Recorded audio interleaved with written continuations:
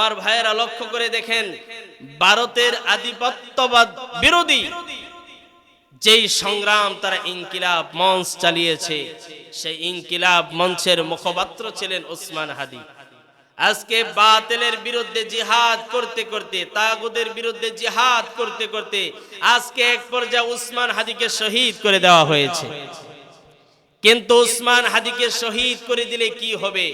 ওসমান হাদি শহীদ হয় নাই, বরং 18 কোটি বাঙালির হৃদয়ে ওসমান হাদি রয়েছে, ঠিক কিনা? রব্বুল আলামিন জানিয়ে দিয়েছেন, ওয়ালা তাকুলু লিমান ইউকতালু ফি সাবিলিল্লাহি আমওয়াত বাল আহইয়াউ ওয়ালাকিন লা তাশউরুন। সাবধান, যারা আল্লাহর পথে নিহত হয়, আল্লাহর পথে যারা সংগ্রাম করতে করতে করতে করতে মৃত্যুর পেয়ালা গ্রহণ করে, সাবধান, এদেরকে তোমরা মৃত বলো না, তারা বরং আল্লাহ তাআলার কাছে শহীদ, তারা জীবিত। কম সুবহানাল্লাহ। এজন্য ওসমান হাদি যদিও বাতিলদের বিরুদ্ধে জিহাদ করতে করতে আজকে এক পর্যায়ে শহীদ হয়ে গেছেন, তিনি মরেন নাই, তিনি অমর হয়ে আছেন। এমন ভাবে যারা ভারত বিরোধী, আধিপত্য বিরোধী সংগ্রামের সাথে লেগে থাকবে, বাতিল বিরুদ্ধে, তাগুদের বিরুদ্ধে, এই দেশে এই জমিনে যারা সংগ্রাম চালিয়ে যাবে, আমার বন্ধুগণ, নিঃসন্দেহে তারা হবে শহীদ। নিঃসন্দেহে তারা শহীদ। আল্লাহর পথে সংগ্রাম, আল্লাহর পথে জিহাদ, এটা কি জিনিস?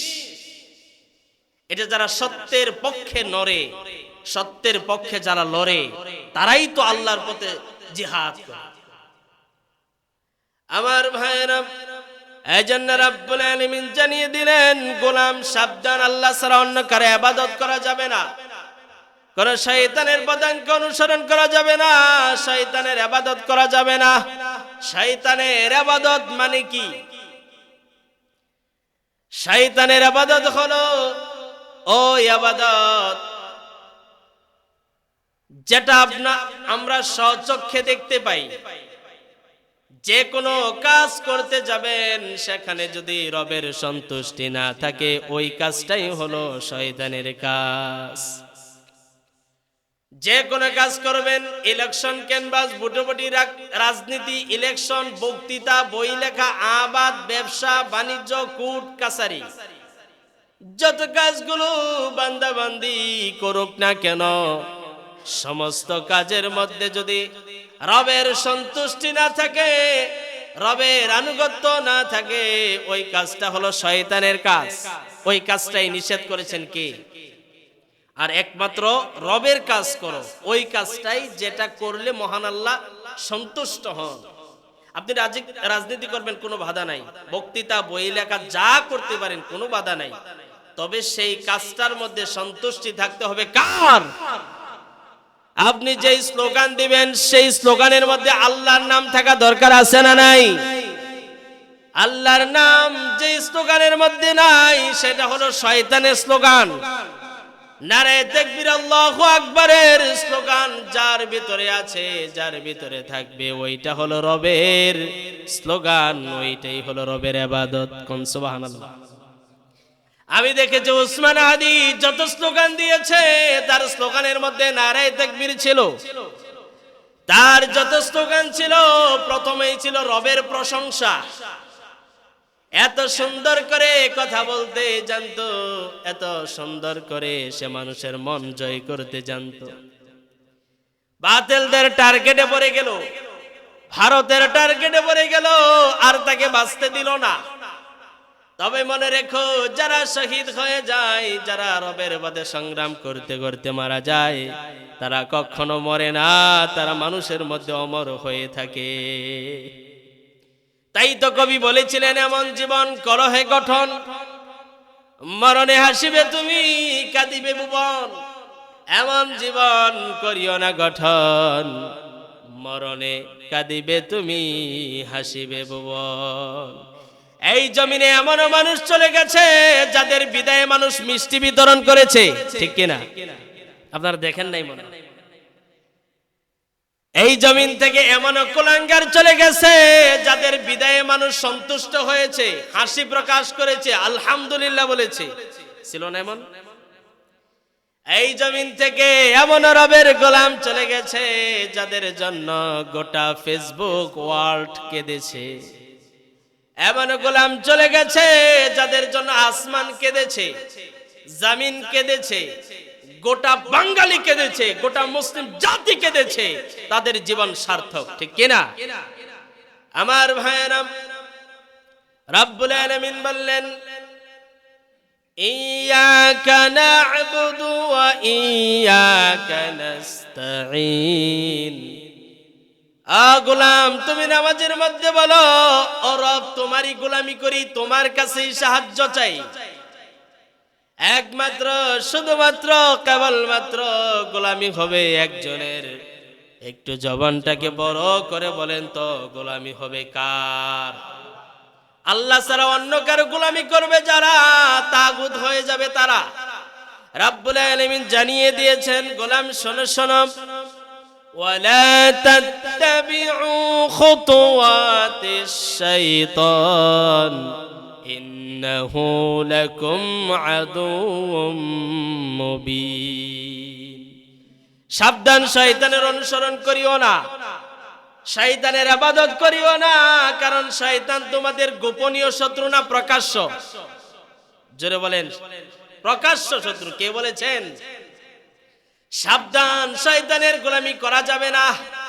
আই রবের গোলামি করো। গোলামি বলতে কি বলা হয়, ইবাদত করতে কি বলা হয় পূর্বেই বলেছি। শুধু নামাজের নাম ইবাদত নয়, শুধু নফল কাজের নাম ইবাদত নয়, শুধু তাসবিহের নাম ইবাদত নয়, শুধু হজের নাম ইবাদত নয়। রাব্বুল আলামিন জানিয়ে দিয়েছেন, ইন্না সলাতি ওয়া নুসুকি ওয়া মাহইয়ায়া ওয়া মামাতি লিল্লাহ ওয়া মামাতি লিল্লাহি রাব্বিল আলামিন। ইন্না সলাতি ওয়া নুসুকি, তোমার নামাজ, তোমার কুরবানি, তোমার বেঁচে থাকা, তোমার মরে যাওয়া, তোমার যাবতীয় কাজ একজনের জন্য হবে। কার জন্য? আপনার প্রতিটি কাজ যখন আল্লাহর জন্য হয়ে যাবে, সেটা আপনার ইবাদত হয়ে যাবে। কোন সুবহানাল্লাহ। ব্যবসা করবেন, ব্যবসাটা শুধু ব্যবসা থাকবে না, ইবাদত হয়ে যাবে। ব্যবসার মধ্যে যদি রাসূলুল্লাহর সুন্নাতকে মেইনটেইন করেন, মিথ্যা না বলেন, বেজাল না মিশান, ওজনে কম না দেন, যতক্ষণ ব্যবসা করবেন ততক্ষণ যিনি নেক দিবেন তিনি কে? ফ্যাক্টরিতে চাকরি করবেন, সেটা ইবাদত হয়ে যাবে। 8 ঘন্টা ডিউটি করবেন, মালিককে ঠকাবেন না, কাজে ফাঁকি দিবেন না। যতক্ষণ কাজ করবেন ততক্ষণ ইবাদত হিসাবে গণ্য করবে কে? কিন্তু আমার দেশে কর্মীরা মালিককে ঠকায় না, মালিকরা কর্মীকে ঠকায়, ঠিক কিনা? আজকে দেখেন লক্ষ লক্ষ টাকা মেরে দিয়ে চলে যাচ্ছে, বেতন দেয় না, গার্মেন্টসের লোকেরা মাঠের মধ্যে নামে, রাস্তায় নামে। কর্মীরা ঠকায় না, কিন্তু মালিকরা আজকে ঠকায়। হিসাব দিতে হবে কার কাছে? বর্ষার কোরআন সুন্নাহর আলোকে কিছু আলোচনা শ্রবণের সুযোগ দান করেছেন। এজন্য মহিয়ান গরিয়ান পরওয়ারদিগার আলমের আলীশান দরবারে সবটুকুন আবেগ ভালোবাসা উজাড় করে দিই, সকল হীনমন্যতা, দুর্বলতা, সংকীর্ণ মনতাকে জেরে ফেলে দিই। এক আওয়াজে মুহাব্বাতান জোরালো কণ্ঠে শুকর আদায় করি, বলি আলহামদুলিল্লাহ। অসংখ্য অগণিত দুরুদ এবং সালাম বর্ষিত হোক সাইয়্যিদুনা হাবিবুনা শাফাআতুনা মুহাম্মদ সাল্লাল্লাহু আলাইহি ওয়াসাল্লামের উপর। সম্মানিত মুসল্লিয়ান কিরাম, আমরা আলোচনা করতেছিলাম সূরা ফাতিহা নিয়ে। সূরা ফাতিহার আমরা ধারাবাহিক 3টি আয়াত আমরা তাফসীর করেছিলাম। আল্লাহ তাআলা যদি আজকে আমাদেরকে সুযোগ দান করে, তাহলে আমরা পরবর্তী আয়াত তার সংক্ষিপ্ত তাফসীর আপনাদের খেদমতে করতে চাই। আল্লাহ তাআলা আমাদেরকে ইখলাস এবং ধৈর্য সহকারে বলা ও শোনার তৌফিক দান করুন, বলুন আমিন। সম্মানিত মুসল্লিয়ান কিরাম, সূরা ফাতিহা এমন একটি সূরা, যে সূরা অর্ধেক আল্লাহর আর অর্ধেক বান্দার। অর্ধেক বান্দা বলে আর অর্ধেক আল্লাহ তাআলা বলে। আর প্রতিটি আয়াত যখন বান্দা তেলাওয়াত করে তখন প্রতিটি আয়াতের পরিপ্রেক্ষিতে আল্লাহ তাআলা জবাব দিয়ে দেয়। সুবহানাল্লাহ। এমন একটি সূরা আল্লাহ তাআলা আমাদেরকে দিয়েছেন যে সূরার প্রথমে আমরা প্রশংসা করেছি কার? আল্লাহ। এখন আমরা আল্লাহ তাআলার কাছে চাইব। কিভাবে চাইব? আল্লাহ তাআলা শিখিয়ে দিয়েছেন। রব্বুল আলামিন বলেন, ইয়্যাকা না'বুদু ওয়া ইয়্যাকা নাস্তাঈন।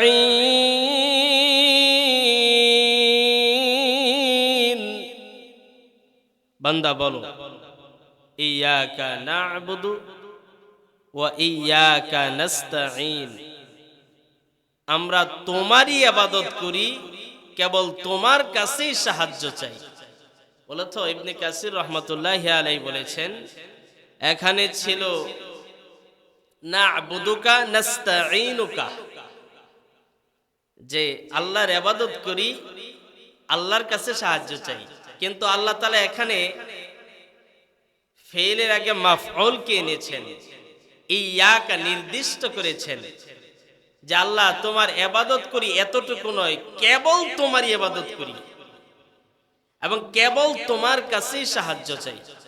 আপনি একজনকে বললেন তোমাকে খুব ভালোবাসি, বিবিকে বললেন তোমাকে খুব ভালোবাসি, আবার আরেকজন বলল যে তোমাকেই শুধু ভালোবাসি, তাহলে দুইটার মধ্যে আকাশ পাতাল ব্যবধান না? ভালোবাসি একজনকে আর কেবল তোমাকেই ভালোবাসি, এইটার মধ্যে যে ভালোবাসা বুঝে সে জানে যে এর মধ্যে আকাশ পাতাল ব্যবধান। যে একটা গান আছে না, তোমাকেই চাই, শুধু তোমাকেই চাই, এর মানে কি তুমি ছাড়া অন্য কাউকে চাই না। সুতরাং আল্লাহ তাআলা বান্দাকে শিখাচ্ছেন, বান্দা ইয়্যাকা না'বুদু, বলো যে তোমারই ইবাদত করি নির্দিষ্ট, এবং ওয়া ইয়্যাকা নাস্তাঈন, এবং তোমার কাছেই সাহায্য চাই। তাহলে আমরা কেবলমাত্র শুধুমাত্র ইবাদত করি কার? আল্লাহ ছাড়া অন্য কারো ইবাদত করা যাবে কি? দেখেন, রব্বুল আলামিন আমাদেরকে সৃষ্টি করেছেন তার গোলামি এবং ইবাদত করার জন্য। রব্বুল আলামিন জানিয়ে দিয়েছেন, ওয়া মা খালাকাতুল জিন্না ওয়াল ইনসা ইল্লা লিয়া'বুদুন। বান্দা, জিন এবং ইনসান দুইটা জাতিকেই আমি সৃষ্টি করেছি কেবলমাত্র আমার গোলামি ইবাদত করার জন্য। বান্দার কাজ কি? ইবাদত করা।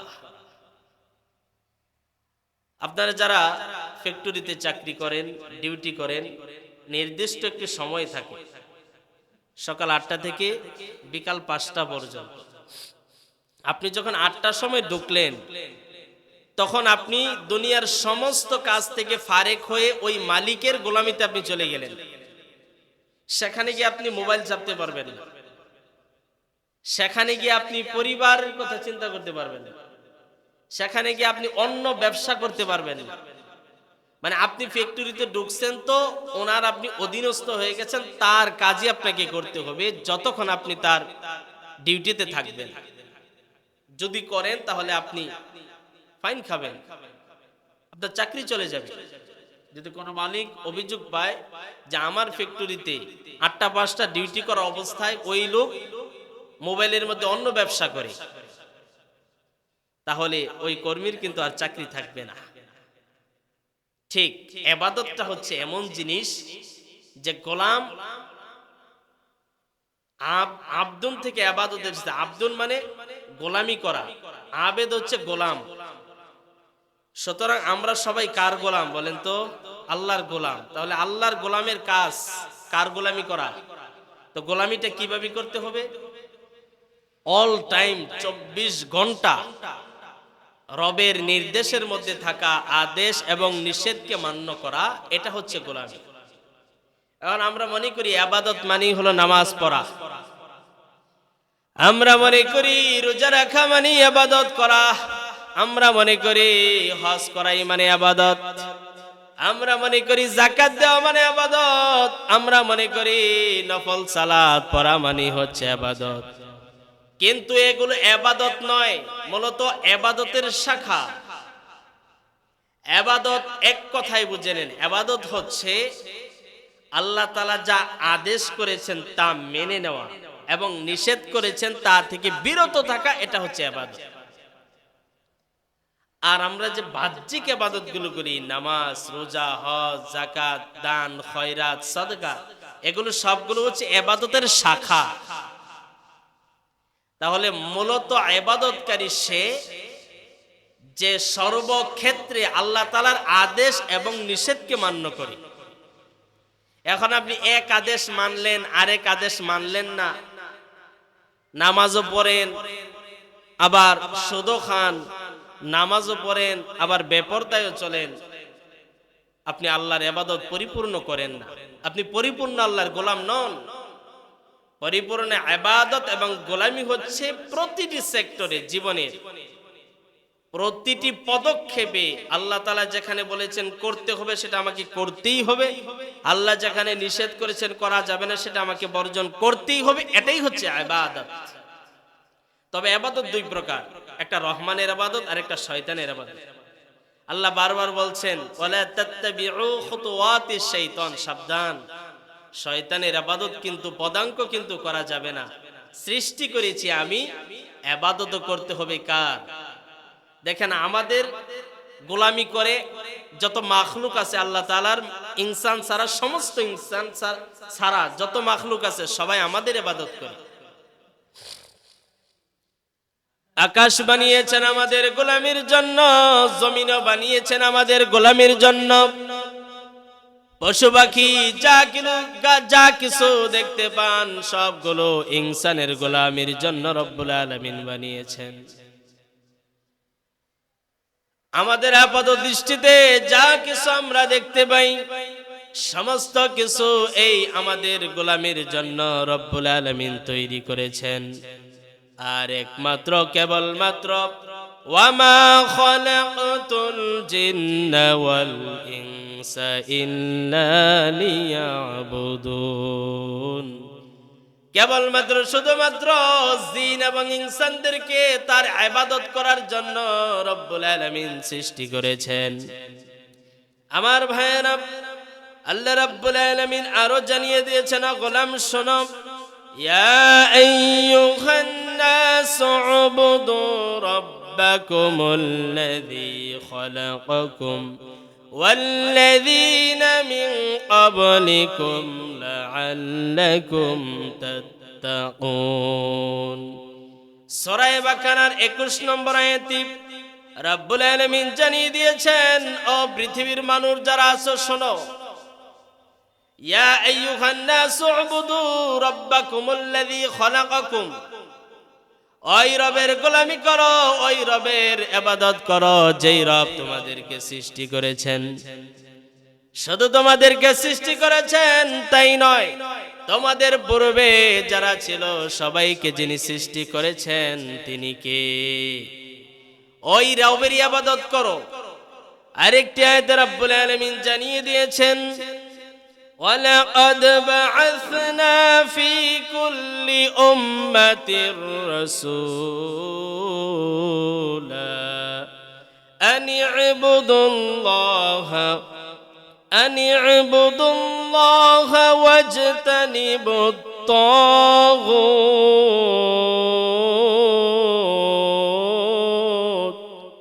রব্বুল আলামিন বলেন, ওয়ালাকাদ বাআসনা ফি কুল্লি উম্মাতির রাসূল, আমি প্রত্যেক কওমের জন্য একজন রাসূল পাঠিয়েছিলাম যাদের মিশন হচ্ছে তারা আল্লাহর ইবাদতের দিকে মানুষদেরকে ডাকবে। ওয়াজতানিবুত তাগুত, আর তাগুতের অনুসরণ করা যাবে না। তাগুত কারা? কোরআনকে যদি আমরা প্রশ্ন করি কোরআন জবাব দিয়ে দেয়।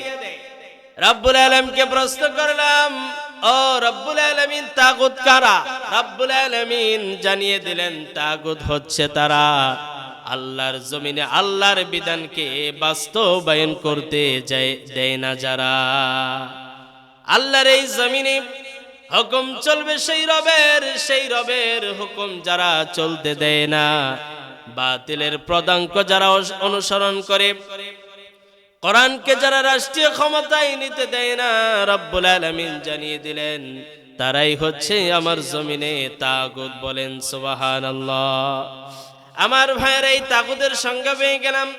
রব্বুল আলামিন জানিয়ে দিলেন ওয়াজতানিবুত তাগুত, সাবধান, তাগুতের আনুগত্য করা যাবে না, তাগুতের সাথে মেশা যাবে না।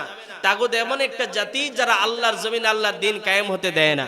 তারা চায় এই জমিনে বাতিলদের সংগ্রাম, বাতিলদের আকীদা, বাতিলদের মতবাদ চালু হোক। তারা আল্লাহর জমিনে আল্লাহর দ্বীন যারা কায়েম করতে দেয় না তারা হচ্ছে তাগুত। তাদের পদাঙ্ক অনুসরণ করতে নিষেধ কে করেছেন? আজকে দেখেন এই তাগুতের বিরুদ্ধে জিহাদ করতে করতে করতে করতে এক পর্যায়ে সোনার বাংলাদেশের একজন সোনালী সন্তান ওসমান হাদির মতো তরুণ আজকে আমাদের থেকে শহীদ হয়ে গেছে। আমার ভাইয়েরা লক্ষ্য করে দেখেন, ভারতের আধিপত্যবাদ বিরোধী যেই সংগ্রাম তারা ইনকিলাব মঞ্চ চালিয়েছে, সেই ইনকিলাব মঞ্চের মুখপাত্র ছিলেন ওসমান হাদি। আজকে বাতিলের বিরুদ্ধে জিহাদ করতে করতে, তাগুতের বিরুদ্ধে জিহাদ করতে করতে আজকে এক পর্যায়ে ওসমান হাদিকে শহীদ করে দেওয়া হয়েছে। কিন্তু ওসমান হাদিকে শহীদ করে দিলে কি হবে? ওসমান হাদি শহীদ হয় নাই, বরং 18 কোটি বাঙালির হৃদয়ে ওসমান হাদি রয়েছে, ঠিক কিনা? রব্বুল আলামিন জানিয়ে দিয়েছেন ওয়ালা তাকুনু লিমান ইউকতালু ফি সাবিলিল্লাহি আমওয়াত বাল আহইয়াউ ওয়ালাকিন লা তাশউরুন। সাবধান, যারা আল্লাহর পথে নিহত হয়, আল্লাহর পথে যারা সংগ্রাম করতে করতে করতে করতে মৃত্যুর পেয়ালা গ্রহণ করে, সাবধান, এদেরকে তোমরা মৃত বলো না, তারা বরং আল্লাহ তাআলার কাছে শহীদ, তারা জীবিত। কম সুবহানাল্লাহ। এজন্য ওসমান হাদি যদিও বাতিলদের বিরুদ্ধে জিহাদ করতে করতে আজকে এক পর্যায়ে শহীদ হয়ে গেছেন, তিনি মরেন নাই, তিনি অমর হয়ে আছেন। এমন ভাবে যারা ভারত বিরোধী, আধিপত্য বিরোধী সংগ্রামের সাথে লেগে থাকবে, বাতিল বিরুদ্ধে, তাগুতের বিরুদ্ধে, এই দেশে এই জমিনে যারা সংগ্রাম চালিয়ে যাবে, আমার বন্ধুগণ, নিঃসন্দেহে তারা হবে শহীদ। নিঃসন্দেহে তারা শহীদ। আল্লাহর পথে সংগ্রাম, আল্লাহর পথে জিহাদ, এটা কি জিনিস? এটা যারা সত্যের পক্ষে নড়ে, সত্যের পক্ষে যারা লড়ে, তারাই তো আল্লাহর পথে জিহাদ করে। আমার ভাইরা, এজন্য রব্বুল আলামিন জানিয়ে দিলেন গোলাম সাবধান, আল্লাহ ছাড়া অন্য কারো ইবাদত করা যাবে না, কোন শয়তানের পদাঙ্ক অনুসরণ করা যাবে না, শয়তানের ইবাদত করা যাবে না। শয়তানের ইবাদত মানে কি? শয়তানের ইবাদত হলো ওই ইবাদত যেটা আমরা স্বচক্ষে দেখতে পাই। যে কোনো কাজ করতে যাবেন, সেখানে যদি রবের সন্তুষ্টি না থাকে, ওই কাজটাই হলো শয়তানের কাজ। যে কোনো কাজ করবেন, ইলেকশন ক্যানভাস, ভোটাভুটি, রাজনীতি, ইলেকশন, বক্তৃতা, বই লেখা, আবাদ, ব্যবসা বাণিজ্য, কোর্ট কাছারি, যত কাজগুলো বান্দা বান্দি করুক না কেন, সমস্ত কাজের মধ্যে যদি রবের সন্তুষ্টি না থাকে, রবের আনুগত্য না থাকে, ওই কাজটা হলো শয়তানের কাজ। ওই কাজটাই নিষেধ করেছেন কে? আর একমাত্র রবের কাজ করো, ওই কাজটাই যেটা করলে মহান আল্লাহ সন্তুষ্ট হন। আপনি রাজনীতি করবেন, কোনো বাধা নাই, বক্তৃতা, বই লেখা যা করতে পারেন, কোনো বাধা নাই, তবে সেই কাজটার মধ্যে সন্তুষ্টি থাকতে হবে কার? আপনি যেই স্লোগান দিবেন, সেই স্লোগানের মধ্যে আল্লাহর নাম থাকা দরকার আছে না নাই? আল্লাহর নাম যেই স্লোগানের মধ্যে নাই, সেটা হলো শয়তানের স্লোগান। নারে তাকবীর, আল্লাহু আকবারের স্লোগান যার ভিতরে আছে, যার ভিতরে থাকবে, ওইটা হলো রবের স্লোগান, ওইটাই হলো রবের ইবাদত। কোন সুবহানাল্লাহ। আমি দেখেছি ওসমান হাদি যত স্লোগান দিয়েছে, তার স্লোগানের মধ্যে নারে তাকবীর ছিল। তার যত স্লোগান ছিল প্রথমেই ছিল রবের প্রশংসা। এত সুন্দর করে কথা বলতে জানতো, এত সুন্দর করে সে মানুষের মন জয় করতে জানতো। বাতিলদের টার্গেটে পড়ে গেল, ভারতের টার্গেটে পড়ে গেল, আর তাকে বাঁচতে দিল না। তবে মনে রেখো, যারা শহীদ হয়ে যায়, যারা রবের পথে সংগ্রাম করতে করতে মারা যায়, তারা কখনো মরে না, তারা মানুষের মধ্যে অমর হয়ে থাকে। তাই তো কবি বলেছিলেন, এমন জীবন কলহে গঠন, মরণে হাসিবে তুমি কাঁদিবে ভুবন। এমন জীবন করিও না গঠন, মরণে কাঁদিবে তুমি হাসিবে ভুবন। এই জমিনে এমন মানুষ চলে গেছে যাদের বিদায়ে মানুষ মিষ্টি বিতরণ করেছে, ঠিক কিনা? আপনারা দেখেন নাই মনে? এই জমিন থেকে এমন কুলাঙ্গার চলে গেছে যাদের বিদায়ে মানুষ সন্তুষ্ট হয়েছে, হাসি প্রকাশ করেছে, আলহামদুলিল্লাহ বলেছে। ছিল না এমন? এই জমিন থেকে এমন রবের গোলাম চলে গেছে যাদের জন্য গোটা ফেসবুক ওয়ার্ল্ড কেঁদেছে। এমন গোলাম চলে গেছে যাদের জন্য আসমান কেঁদেছে, জমিন কেঁদেছে, গোটা বাঙালি কেঁদেছে, গোটা মুসলিম জাতি কেঁদেছে। তাদের জীবন সার্থক, ঠিক কিনা? আমার ভাইয়েরা, রব্বুল আলামিন বললেন, ইয়্যাকা না'বুদু ওয়া ইয়্যাকা নাস্তাঈন। গোলাম, তুমি নামাজের মধ্যে বলো, ও রব, তোমারই গোলামি করি, তোমার কাছেই সাহায্য চাই। একমাত্র, শুধুমাত্র, কেবলমাত্র গোলামি হবে একজনের। একটু জবানটাকে বড় করে বলেন তো, গোলামি হবে কার? আল্লাহ ছাড়া অন্য কারো গোলামি করবে যারা, তাগুত হয়ে যাবে তারা। রাব্বুল আলামিন জানিয়ে দিয়েছেন, গোলাম শোনো শোনো, ওয়ালা তাত্তাবিউ খুতুওয়াতিশ শাইতান ইন্নাহু লাকুম আদুউম মুবিন।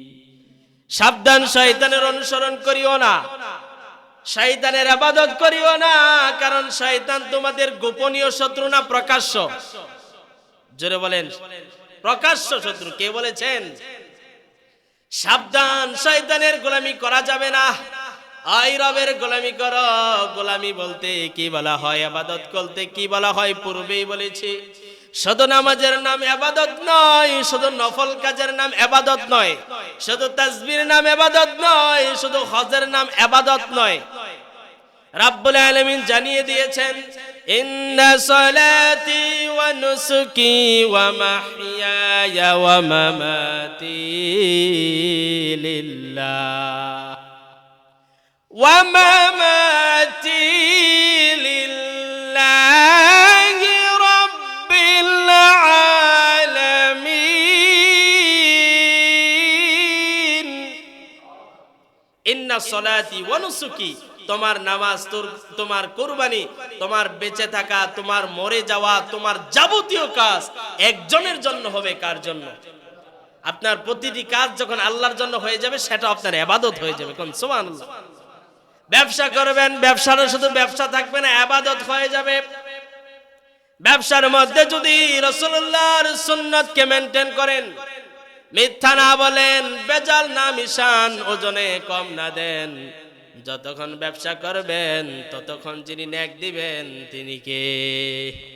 ফ্যাক্টরিতে চাকরি করবেন, সেটা ইবাদত হয়ে যাবে। 8 ঘন্টা ডিউটি করবেন, মালিককে ঠকাবেন না, কাজে ফাঁকি দিবেন না।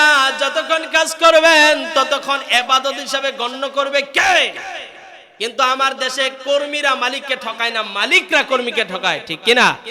আজকে দেখেন লক্ষ লক্ষ টাকা মেরে দিয়ে চলে যাচ্ছে, বেতন দেয় না। গার্মেন্টসের লোকেরা মাঠের মধ্যে নামে, রাস্তায় নামে। কর্মীরা ঠকায় না, কিন্তু মালিকরা আজকে ঠকায়। হিসাব দিতে হবে কার কাছে? আমার ভাইয়েরা, যেই কথা বলতেছিলাম, আমরা ইবাদত করি একমাত্র আল্লাহর, তবে সমস্ত ইবাদত কবুল হওয়ার জন্য শর্ত 3টা। কয়টা? ইবাদত কবুল হওয়ার জন্য 3টি শর্ত জুড়ে দিয়েছেন। তিনটি শর্তের মধ্যে যদি একটা শর্ত পাওয়া যায়, বাকি দুইটা না পাওয়া যায়, আপনার ইবাদত কোনোদিন কবুল হবে? দুইটা পাওয়া গেল, আরেকটা পাওয়া গেল না, ইবাদত কবুল হবে? আসতে বলবেন না, হবে? আমার ভাইরা, তিনটা শর্ত, যত কাজ করবেন রবের সন্তুষ্টির জন্য, আগেই বলেছি রবের সন্তুষ্টি ছাড়া যত কাজ করবেন সেই কাজটা শয়তানের গোলামি হয়ে যাবে, আপনি তাগুতের অন্তর্ভুক্ত হয়ে যাবেন। আর আল্লাহর সন্তুষ্টির জন্য কাজ করবেন, এরকম কাজের মধ্যে তিনটা শর্ত থাকতে হবে। কয়টা? নাম্বার 1 হলো আল ইখলাস। ইখলাসের সাথে যত কাজ করবেন, মানুষের খেদমতে কাজ করবেন, ইখলাসের সাথে একটা কুকুরকে যদি পানি খাওয়ান, সেটাকেও যিনি সওয়াব দিবেন তিনি কে? ইখলাসের সাথে যদি একটা পিঁপড়াকেও আপনি বাঁচিয়ে দেন, সেটার সওয়াব যিনি দিবেন তিনি কে? ইখলাস ছাড়া যদি আপনি হজ করেন 7 লক্ষ টাকা খরচ করে, ইখলাস নাই, কবুল হবে কি? এজন্য রব্বুল আলামিন জানিয়ে দিয়েছেন, আমা উমিরু ইল্লা লিয়াবুদুল্লাহা মুখলিসিনা লাহুদ্দিন। শুধুমাত্র কেবলমাত্র রবের কাছে ওই ইবাদত কবুল হয়ে যায় যে ইবাদতের মধ্যে ইখলাস আছে। ইখলাস কি? মা হুয়াল ইখলাস? ইখলাস হচ্ছে শুধুমাত্র কেবলমাত্র আল্লাহকে দেখানোর জন্য, আল্লাহর সন্তুষ্টি অর্জনের জন্য ইবাদত করতে হবে। আপনি নামাজে দাঁড়িয়েছেন, লম্বা লম্বা সেজদা দিচ্ছেন, আপনার উদ্দেশ্য হলো মানুষ আপনার সেজদা দেখবে আর বলবে, আহারে কি সুন্দর নামাজি। আপনি নামাজে আসেন, মানুষ দেখবে, এই উদ্দেশ্যে আসেন যে দেখবে অমুকে নামাজে যাচ্ছে। এই উদ্দেশ্য যখন আসবেন, তখন সেটার মধ্যে আর ইখলাস থাকে না, সেটা আর কবুল হয় না, এটা লোক দেখানো হয়ে যায়। এজন্য লোক দেখানো কোন ইবাদত আল্লাহ তাআলার কাছে কবুল হয় না। ওই ইবাদতটাই আল্লাহ তাআলার কাছে কবুল হয় যে ইবাদতের মধ্যে ইখলাস আছে, আল্লাহর সন্তুষ্টি আছে, আল্লাহকে দেখানোর জন্য, আল্লাহকে পাওয়ার জন্য একমাত্র বান্দা করে, ওই ইবাদতটাই আল্লাহ তাআলার কাছে কবুল হয়ে যায়। কোন সুবহানাল্লাহ।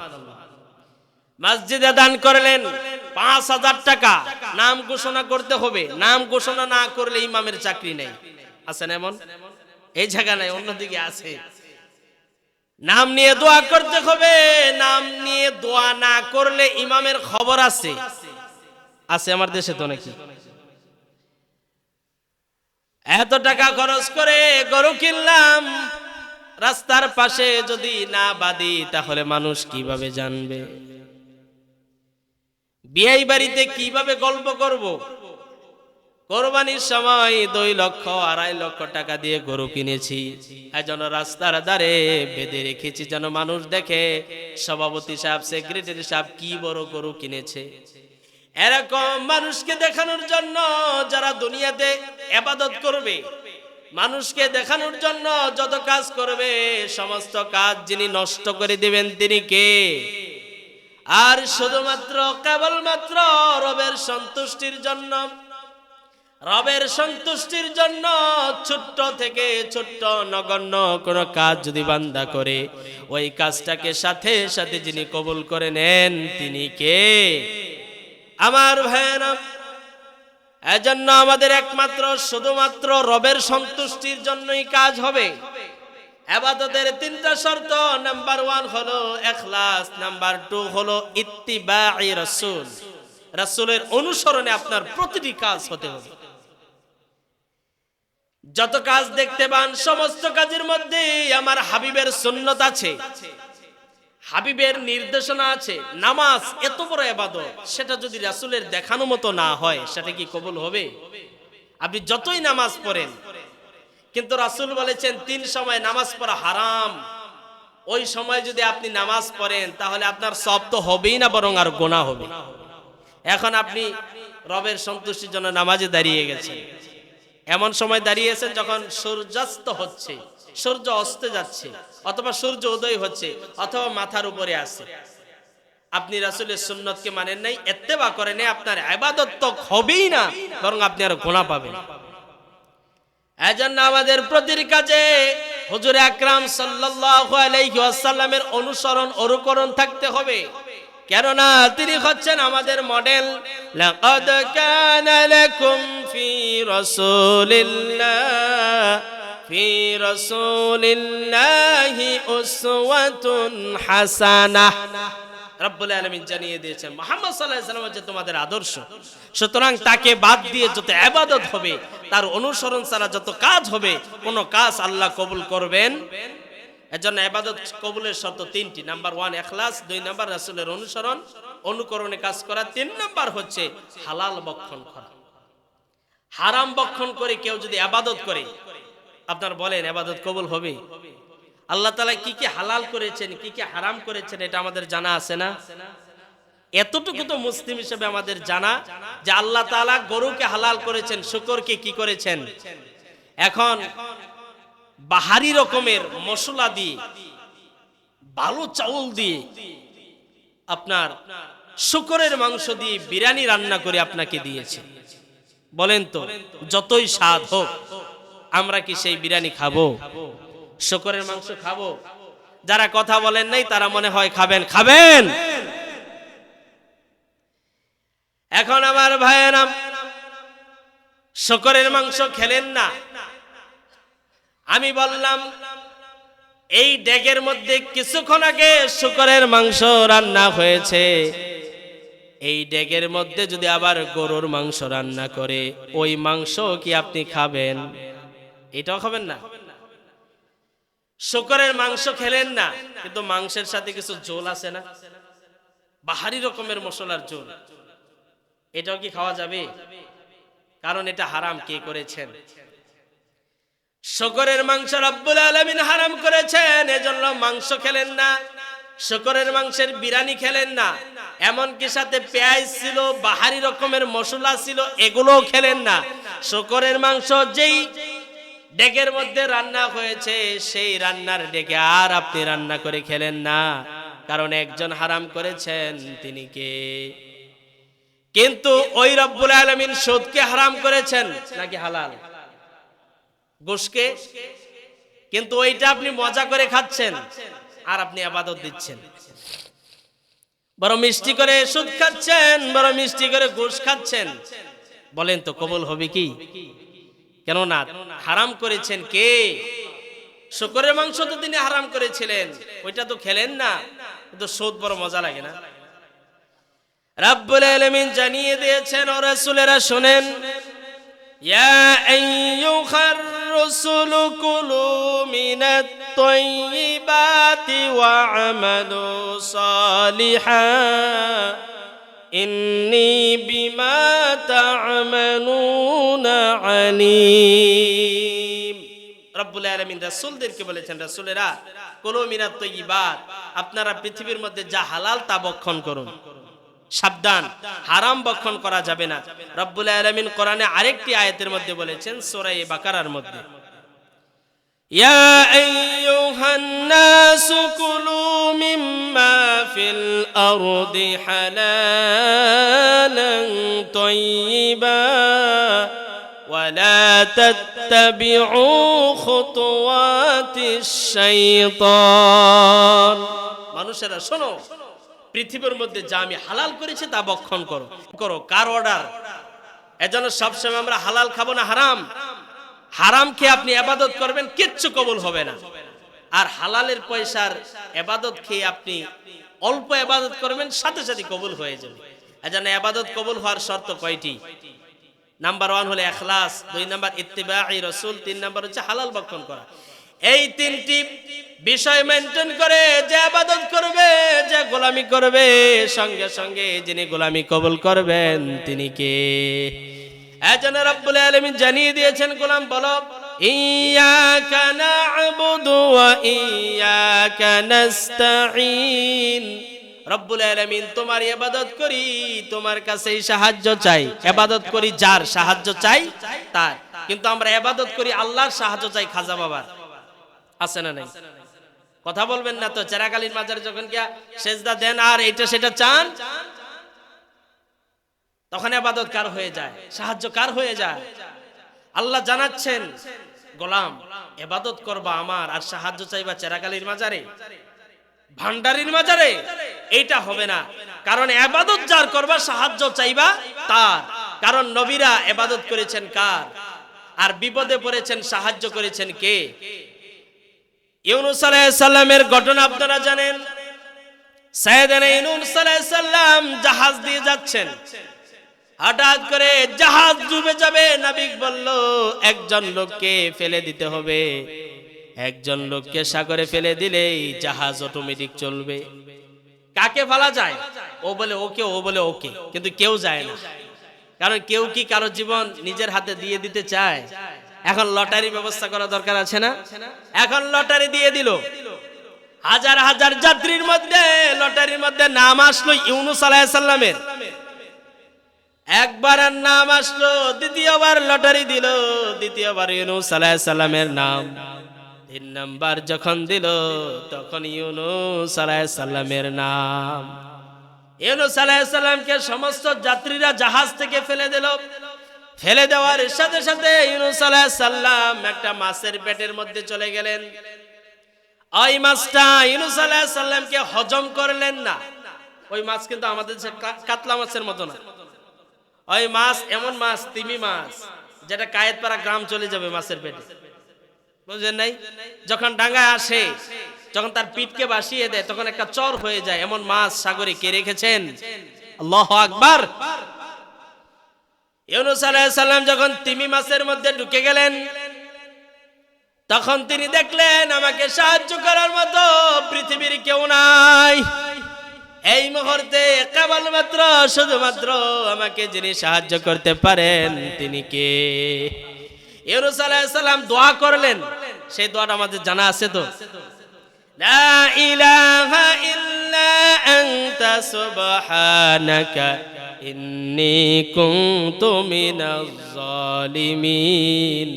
এটাকে বলা হয় দোয়ায়ে ইউনূস। ইউনূস আলাইহিস সালাম বলেছেন লা ইলাহা ইল্লা আনতা সুবহানাকা, রব তুমি পবিত্র, রব তুমি ছাড়া আর কেউ নাই, ইলাহ বলতে কেউ নাই। তুমি যদি আমাকে সহযোগিতা না করো, সাহায্য না করো, তাহলে আমি জালেমদের অন্তর্ভুক্ত হয়ে যাব। ইউনূস আলাইহিস সালাম রব্বুল আলামিনকে এক এক করে যখন ডাকা শুরু করলেন, রব্বুল আলামিনের কাছে এই ডাকটা এতই পছন্দনীয় হয়েছে, রব্বুল আলামিন জানিয়ে দিয়েছেন ফাস্তাজাবনা লাহু ওয়া নাজ্জাইনাহু মিনাল গাম্মি ওয়া কাযালিকা নুনজিল মুমিনিন। আল্লাহু আকবার। ফাস্তাজাবনা লাহু, ইউনূস আলাইহিস সালামকে আমি সহযোগিতা করেছিলাম, তার ডাক আমি শুনেছিলাম। আনাজ্জাইনাহু মিনাল গাম্মি, ওই ইউনূস আলাইহিস সালামের ডাক শোনার সাথে সাথে ওই ইউনূসকে আমি মাঠের পেট থেকে রব্বুল আলামিন হেফাজত করেছিলাম। কোন সুবহানাল্লাহ। শুধু তাই না, ওয়ানাজ্জাইনাহু মিনাল গাম ওয়া কাযালিকা নুনজিল মুমিনিন।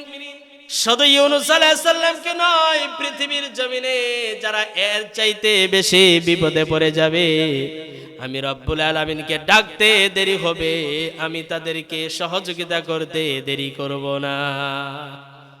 ইউনূস আলাইহিস সালামের চাইতে বিপদে আমরা পড়ি নাই। মাছের পেটে যাওয়া, এর চাইতে বিপদ পৃথিবীতে আর আছে?